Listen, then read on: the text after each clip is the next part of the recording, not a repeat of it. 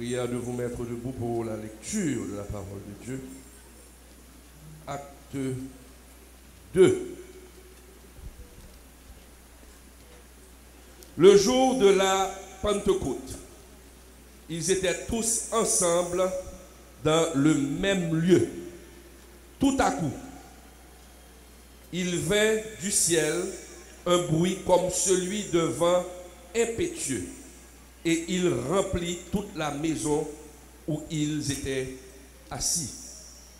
Des langues semblables à des langues de feu leur apparurent, séparées les unes des autres, et se posèrent sur chacun d'eux.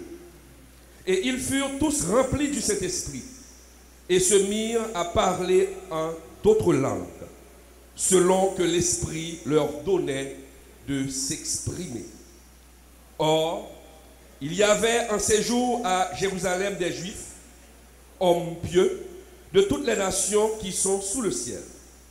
Au bruit qui eut lieu, la multitude accourut, et elle fut confondue parce que chacun les entendait parler dans sa propre langue.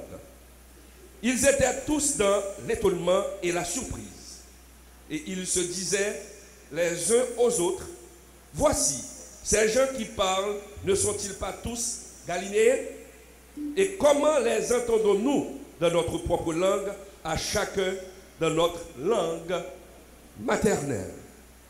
Parthes, Médès et Lamite, ceux qui habitent la Mésopotamie, la Judée, la Cappadoce, le Pont, l'Asie, la Phrygie, la Pamphylie, l'Égypte, le territoire de la Libye voisine de Cyrène, et ceux qui sont de Rome, juifs et prosélytes, crétois et arabes. Comment les entendons-nous parler dans nos langues des merveilles de Dieu? Ils étaient tous dans l'étonnement et ne sachant que penser. Ils se disaient les uns aux autres: que veut dire ceci? Mais d'autres se moquaient et disaient: ils sont pleins de vin doux. Alors Pierre, se présentant avec les 11, éleva la voix et leur parla en ces termes: hommes juifs, et vous tous qui séjournez à Jérusalem, sachez ceci et prêtez l'oreille à mes paroles. Ces gens ne sont pas ivres, comme vous le supposez, car c'est la 3e heure du jour. Mais c'est ici ce qui a été dit par le prophète Joël. Dans les derniers jours, dit Dieu, je répandrai de mon esprit sur toute chair. Vos fils et vos filles prophétiseront. Vos jeunes gens auront des visions, et vos vieillards auront des songes. Oui, sur mes serviteurs et sur mes servantes, dans ces jours-là, je répandrai de mon esprit, et ils prophétiseront. Je ferai paraître des prodiges en haut dans le ciel et des miracles en bas sur la terre, du sang, du feu et une vapeur de fumée. Le soleil se changera en ténèbres et la lune en sang avant l'arrivée du jour du Seigneur, de ce jour grand et glorieux. Alors quiconque invoquera le nom du Seigneur sera sauvé. Hommes israélites, écoutez ces paroles. Jésus de Nazareth, cet homme à qui Dieu a rendu témoignage devant vous par les miracles, les prodiges et les signes qu'il a opérés par lui au milieu de vous, comme vous le savez vous-même. Cet homme, livré selon le dessein, arrêté et selon la prescience de Dieu, vous l'avez crucifié. Vous l'avez fait mourir par la main des impies. Dieu l'a ressuscité en le délivrant des liens de la mort, parce qu'il n'était pas possible qu'il fût retenu par elle.